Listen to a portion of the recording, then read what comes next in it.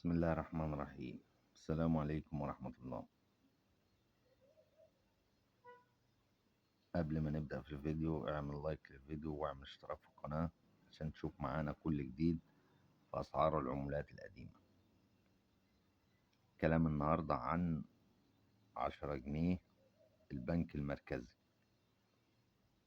10 جنيه البنك المركزي اللي هي دي.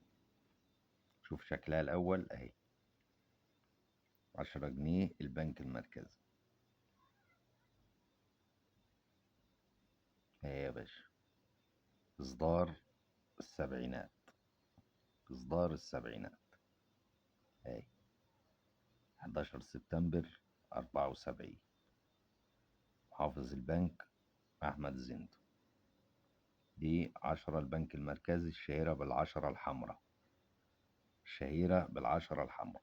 شوف الظهر بتاعها أهو. أهي يا باشا. الشهيرة بالعشرة الحمراء. ورقة حجمها كبير. تعتبر أكبر ورقة في 10 جنيه.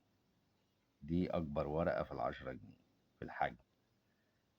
حجمها كبير وشكلها روعة. اتكلم بقى عن السعر. اللي في ايديا دي تعمل 70 جنيه. الحالة اللي في ايديا دي هتعمل 70 جنيه.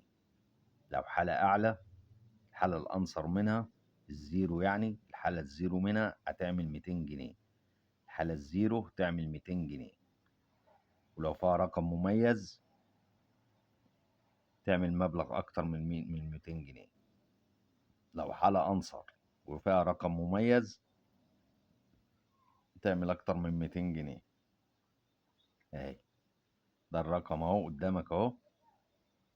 طبعا ده رقم عادي، ده لو رقم مميز هتعمل سعر أكتر من كده.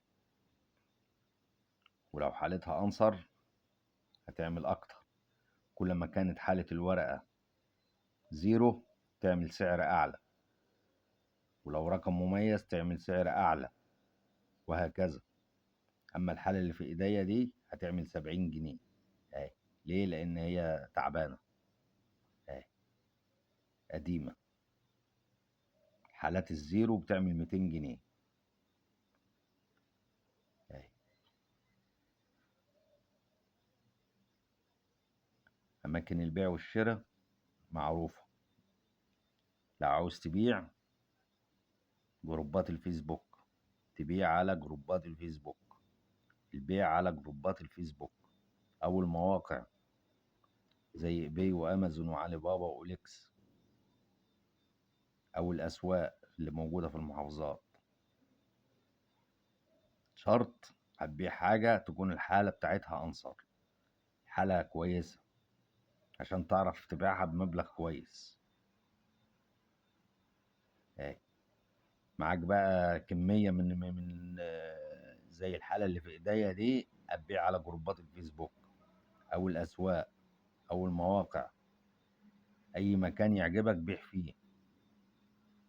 بس اكتر اماكن البيع والشراء فيها هي جروبات الفيسبوك. تخش تنضم لاي جروب وتبيع فيه العملة اللي معاك. لو في سوق قريب منك تروح تبيع في الاسواق. متنساش تدعمنا باللايك والاشتراك في القناة عشان تشوف معانا كل جديد في اسعار العملات القديمة. والسلام عليكم ورحمة الله وبركاته.